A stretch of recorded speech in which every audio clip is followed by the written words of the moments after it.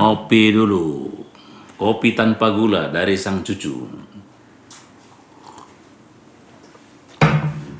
Semangat pagi Indonesia, para sahabat sang kakek.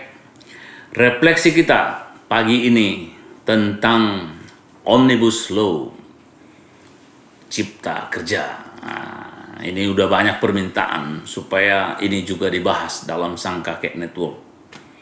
Para sahabat sang kakek, demo penolakan terhadap Omnibus Law, Undang-Undang Cipta Kerja, ternyata hangat sekali sampai kepada berita-berita nasional dan internasional.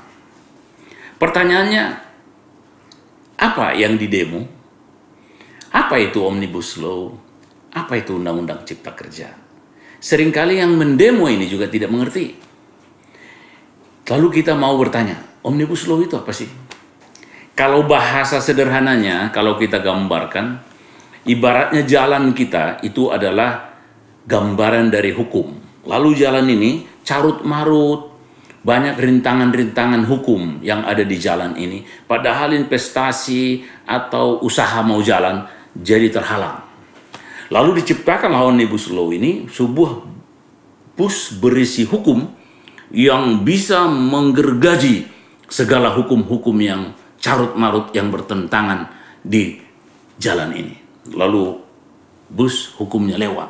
Lalu semua hukum yang mengganggu ini merintang terus dihabisin sehingga jalan ini menjadi mulus. Kira-kira begitu ilustrasi ya bisa kita pahami apa itu Omnibus Law. Jadi Omnibus Law itu banyak undang-undang digabung dalam satu perangkat undang-undang.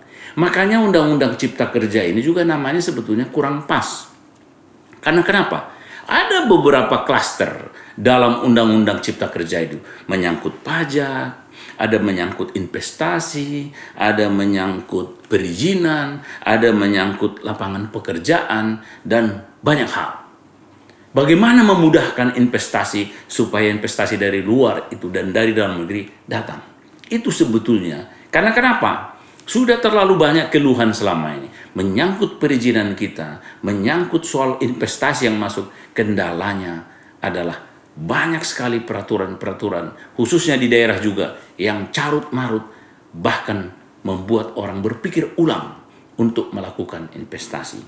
Lalu ciptakanlah Omnibus Law ini yang memang masih kita sedang belajar tentang Omnibus Law ini. Karena ini baru datang, seolah-olah ini barang kiriman import, istilahnya juga belum mengerti, kok tiba-tiba udah datang gitu loh. Jadi itu adalah menggabungkan beberapa undang-undang dalam satu kesatuan sehingga bisa dia memberangus peraturan-peraturan yang menghambat investasi dan perizinan itu. Itu maksudnya. Lalu pertanyaannya, kenapa harus ditolak? Memang harus kita sampaikan juga kepada pemerintah. Ada kesan dari awal bahwa Omnibus Law ini, mengajukan rancangan undang-undang ini, seakan-akan dalam tanda petik tertutup, tidak dibuka, tidak tahu. DPR sendiri, wah, begitu dikirim baru sibuk. Karena ini banyak pasal, sampai ribuan pasal, dan hampir ribuan halaman juga, memang membicarakan ini tidak mudah. Apalagi sekarang, ada beberapa versi, ada yang 1035 halaman, ada yang 900, dan ada yang 812 halaman menurut versi terakhir dari DPR. Ini juga menimbulkan banyak tanya.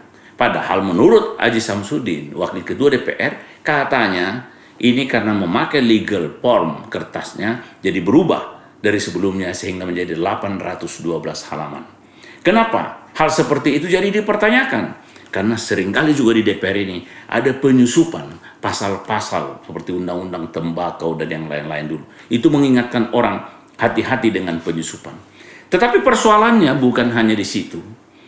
Penolakan dari kelompok-kelompok masyarakat terhadap Omnibus Law, Undang-Undang Cipta Kerja, juga ditunggangi kata pemerintah. Ada bahkan yang menuduh, ada yang membiayai. Karena kenapa? Gerakan yang luar biasa serentak ini patut diduga tidak mungkin terjadi begitu saja. Kenapa serikat buruh dan serikat pekerja yang paling banyak memprotes dan mahasiswa? Karena namanya saja Undang-Undang Cipta Kerja. Seolah-olah ini adalah kepentingan pekerja. Padahal menurut serikat pekerja dan serikat buruh, kepentingan mereka banyak yang diberangus. Soal pesangon, PHK, kontrak, dan perjanjian waktu-waktu tertentu. Bahkan sempat ada hoaks, 13 gosip yang dinyatakan seolah-olah dimuat dalam Undang-Undang Cipta Kerja, ternyata tidak. Dibilang akan dihapus ini, tidak ada lagi perlindungan, tidak ada pesangon. Padahal seharusnya isinya bukan seperti itu. Artinya, penolakan dari masyarakat sebagian ada yang memanfaatkan untuk sesuatu tujuan politik. Itulah yang membuat Undang-Undang Cipta Kerja ini menjadi ramai dan penuh dengan demo yang seakan berkelanjutan. Pertanyaannya, memang apakah ini betul memberangus hak-hak pekerja? Oh, tunggu dulu.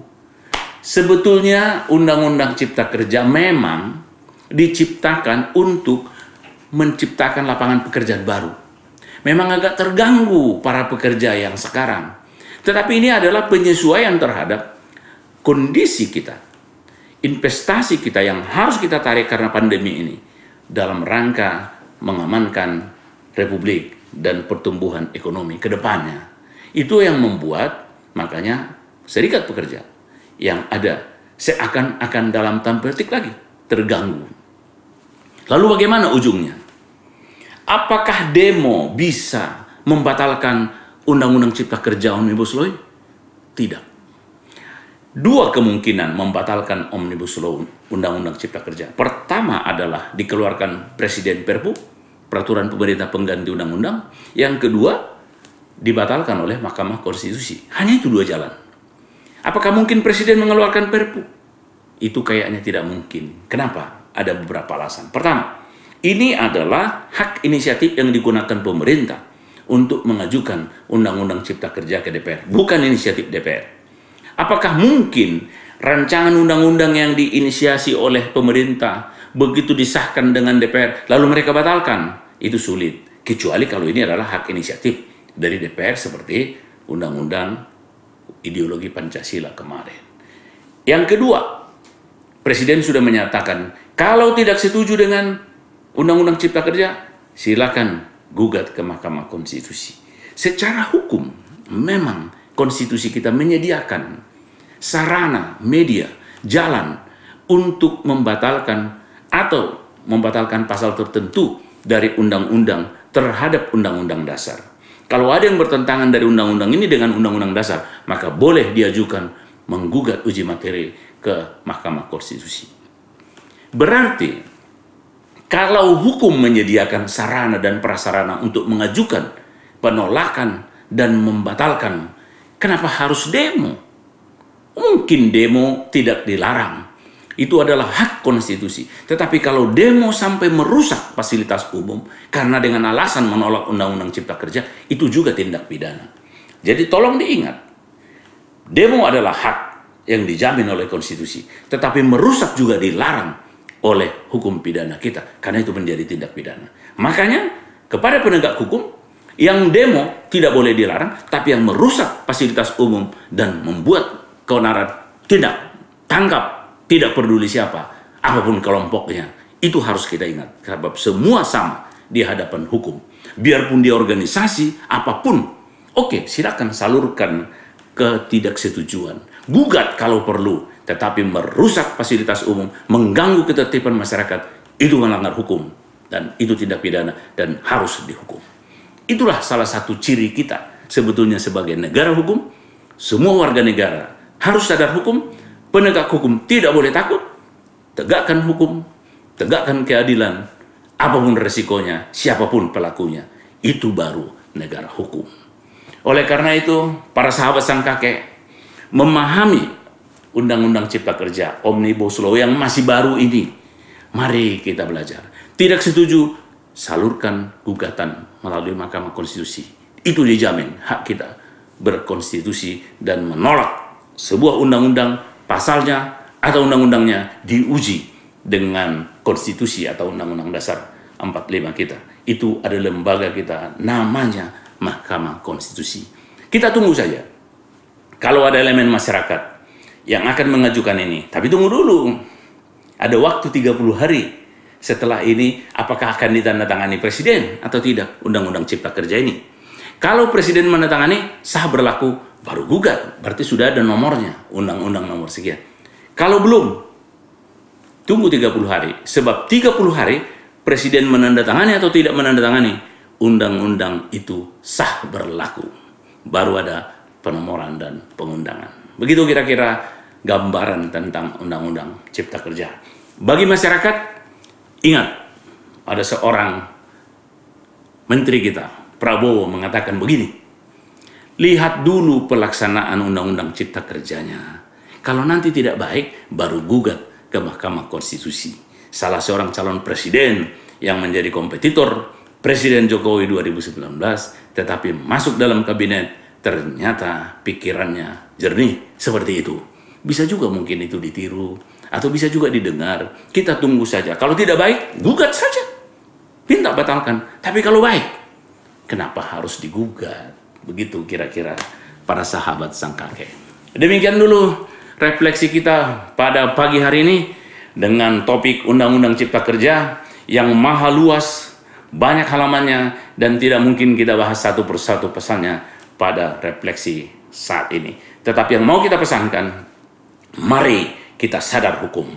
Tidak setuju, silakan gugat, jangan merusak, jangan demo yang merusak kepada fasilitas umum dan mengganggu ketertiban masyarakat. Mari kita tunjukkan bahwa kita adalah masyarakat yang sadar hukum, yang patuh, dan negeri ini adalah negeri yang berdasarkan hukum dan negara hukum.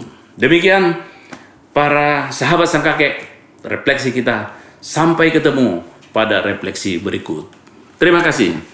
Ngopi dulu.